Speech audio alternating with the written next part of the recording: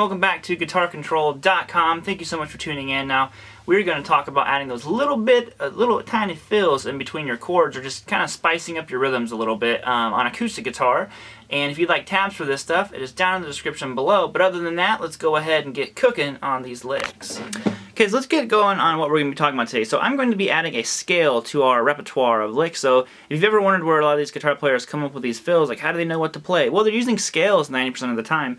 And what we're going to do is a simple G-C-D chord progression. It's probably the most common of all time. And we're going to use our G major pentatonic scale. So what's convenient is it's actually right here where our fingers already are for all these chords. That's why it's so easy to kind of add some fills in here with this chord progression. So if you don't already know your G major pentatonic, it goes like this. It's open 3 on the low E, open 2 on the A, open 2 on the D, open 2 on the G, open 3 on the B, and open 3 on the high E. Now, that's also our E minor pentatonic scale, but we won't get into that quite right now, because right now we're playing it over G's, so that makes it G major.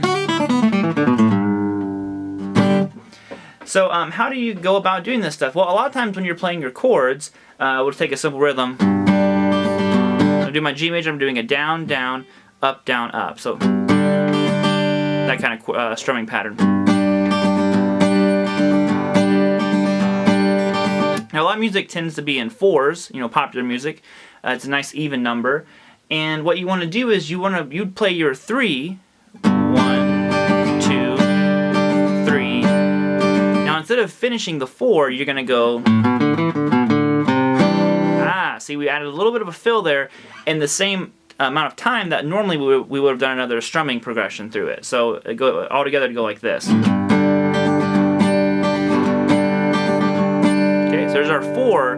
Now we want to take out the 4 and add the 3rd.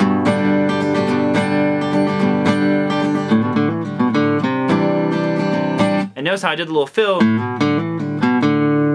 Then I went right into my next chord, because that's when we have to start on our next one. So when I'm referring to the 1, 2, 3, and 4, it's like a bar basically. I have 1 strum pattern, 2 strum patterns, 3, and 4 times all the way through the strum pattern.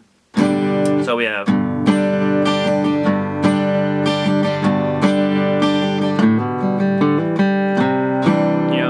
And if you notice where those notes are coming from,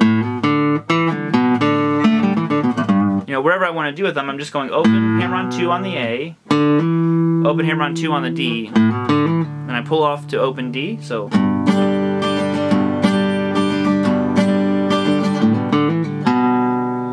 Okay, then I go back to 2 on the A, and I'm going to my C9 chord.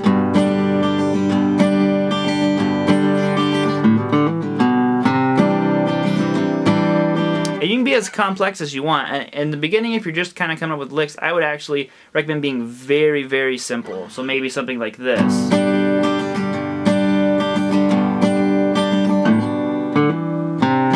Just a very simple little thing. I'm just going open hammer on 2 on the A and open hammer on 2 on the D. And you go to your D, your C9. You can do the same thing, open hammer on 2 on the D, open hammer on 2 on the G, and then go to D major. Okay? So that's how you can transition to your chords without having to constantly be strumming through them, because that can be kind of like maybe even boring for the listener and for yourself. So you can add these little fills into it and really spice it up a little bit. So.